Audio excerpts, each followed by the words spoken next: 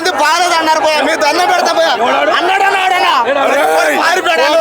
లక్ష కోట్ల సినిమా అన్న భయ్యా అన్న. ఇప్పుడే పవన్ కళ్యాణ్ సినిమా చూశానన్న అన్న. 4 సంవత్సరాల తర్వాత ఆకలితో అల్లమటించి పోతున్నాం అన్న ఫ్యాన్స్ అన్న.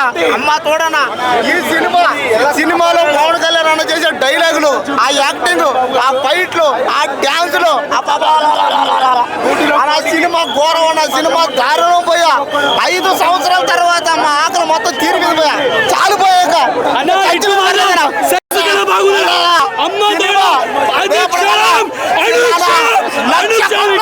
లక్ష కోట్ల సినిమా అన్న.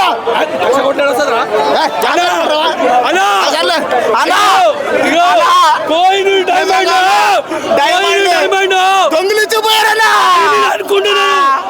అడుగుల రూపంలో డిప్యూటీ సీఎం రూపంలో తెలుగు రాష్ట్రాలు తిరుగుతూనే ఉన్నాడు.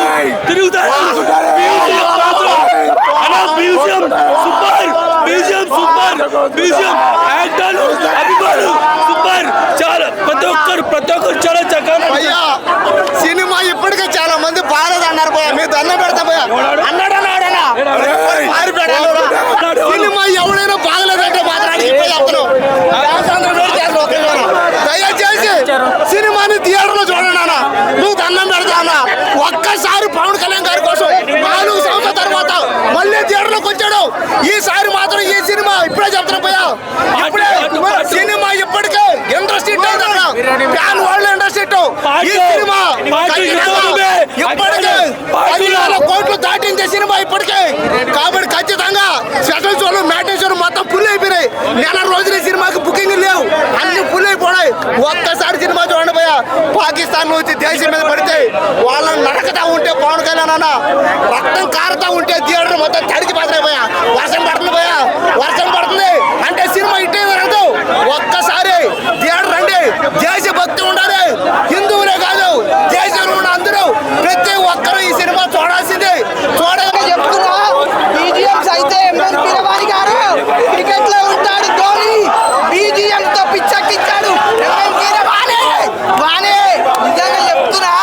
యాక్షన్ సీక్వెన్స్ అయితే, యాక్షన్ సీన్స్ అయితే, ఫైట్ సీన్స్ అయితే నిజంగా పవర్ స్టార్ గారు సూపర్ అంటే సూపర్ చేసిరు. మన సనాతన ధర్మం గురించి ఒకప్పుడు మొఘల్ కాలంలో మన హిందువులు అనుభవించిన బాధలు కానీ, వారిపై జరిగిన దాడులు కానీ, హిందువుల గుడిలపై జరిగిన దాడులను కానీ హరిహర వీరమల్లు ఎలా కాపాడుతాడు అన్నదే స్టోరీ. నిజంగా చాలా అంటే చాలా బాగుంది నిజంగా. సూపర్